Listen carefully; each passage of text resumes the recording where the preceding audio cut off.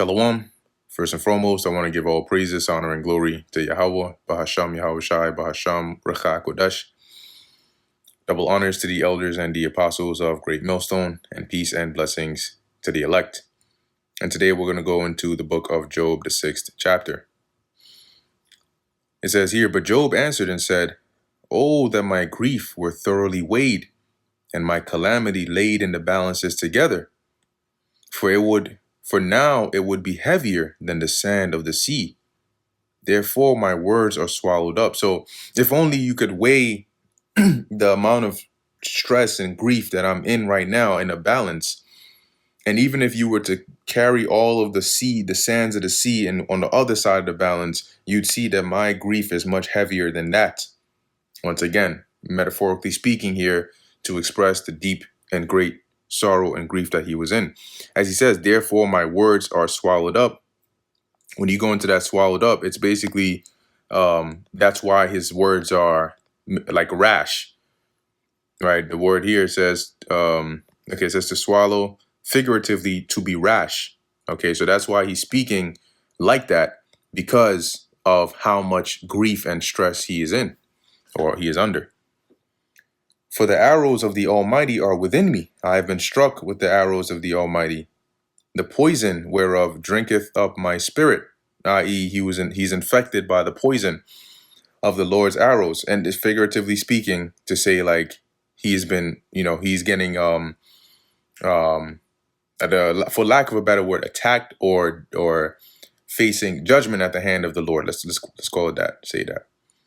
"The terrors of God doth set themselves in array against me. Doth the wild ass bray when he hath grass, or loweth the ox over his fodder?" So as he's saying here, if a wild ass had grass to eat, would it cry out? Or if an ox had fodder or provender to eat, would it low, which is like to cry? No, right? So clearly they cry out because something is wrong.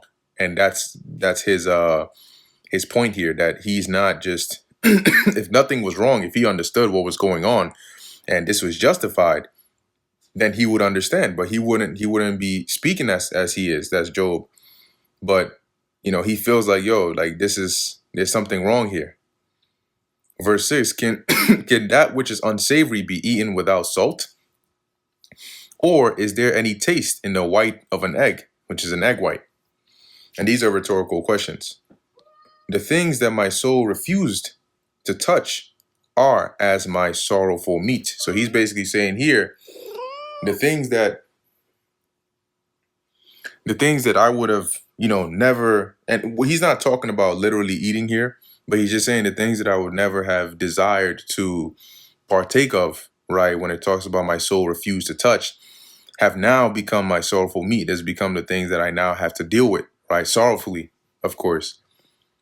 "Oh, that I might have my request, and that God would grant me the thing that I long for," which is that rest. Okay, and in Job's mind, he's like, at this point, it's so bad that death is the only release or solution for this pain and suffering that he's going through. "Even that it would please God to destroy me, that he would loose his hand and cut me off," right? That he wouldn't hold back and just destroy me, just kill me, take me off the planet. "Then should I yet have comfort? Yea, I would harden myself in sorrow. Let him not spare, for I have not concealed the words of the Holy One." Right? So if the Lord would just end it for me, so I wouldn't have to keep suffering, then I would be, I'll have comfort, right? I would endure. When it says I would harden myself in sorrow, I would endure the pain just to know that at least, the Lord would spare me of this suffering. For, as he says, I have not concealed the words of the Holy One, right? I haven't, spoken evil against the Lord. I haven't perverted his words, right? Or corrupted it or hidden any truth of the Lord. "What is my strength that I should hope?" So what strength do I have to even hope for? "And what is mine end that I should prolong my life?" What else is there in life to want to live for? "Is my strength the strength of stones, or is my flesh of brass?" And he's saying this rhetorically to highlight his mortal nature, right? Am I as strong in terms of like hardening as stones or as brass? Is not my help in me, and is wisdom driven quite from me? And let's read this in another translation for a bit more clarity. um, verse NLT, it says here, "No, I am utterly helpless, without any chance of success." NIV, "Do I have any power to help myself now that success has been driven from me? To him that is afflicted, pity should be shewed from his friend, but he forsaketh the fear of the Almighty." So he's saying here that, remember, he's having a dialogue with his friends, right? And as he's saying, I'm going through it, and instead of accusing me or trying to explain away, right, that justifying why I might go through something like this, you should be showing pity, right? You should try to understand my situation. NLT, it says, "One should be kind to a fainting friend, but you accuse me without any fear of the Almighty." NIV, "Anyone who withholds kindness from a friend forsakes the fear of the Almighty." Now, in the KJV and the NKJV, it's worded more so like in the NKJV, it says, "To him who is afflicted, kindness should be shown by his friend, even though he forsakes the fear of the Almighty." But we know here that Job is not forsaking the fear of the Lord, right? But I guess we might be making the point that even if that was the case, kindness should be showed to him. But as you see in some of the other translations, is worded more so as, if by not showing that kindness, you're forsaking the fear of the Lord. Verse 15, because it's kind of like this could happen to you as well, right? And if it happened to you, you would want kindness to be showed to you. "My brethren have dealt deceitfully as a brook." And now he's speaking against his friends because they're not understanding, right, what he's going through. So it says here, "My brethren have dealt deceitfully as a brook, and as the stream of brooks they pass by." A brook is like a channel of water. So this is what he likens them onto, "which are blackish by reason of the ice, and wherein the snow is hid." The NLT says, when it dealing with the comparing them to be a stream, right? It says here, "When darkened," in the NIV, "when darkened by thawing ice and swollen with melting snow." Or in the NLT, it says, "When it is swollen with ice and melting snow." So he's saying he's likening them onto a stream of water that is swollen with ice and melting snow. It says here, "When what time they wax warm, they vanish." So it's kind of like saying you're unreliable, right? Like you're like a stream of water that freezes in the cold, and then when it's warm, you disappear, right? When it's warm, they vanish. When it is hot, they are consumed out of their place. So when I come looking for water, you frozen. When you not frozen, you're if I came looking for ice, you'd be liquid. If I came looking for liquid, you would be, and it was hot out, then there's nothing there. You've been dried out by the heat. That's why he likens them to that that brook.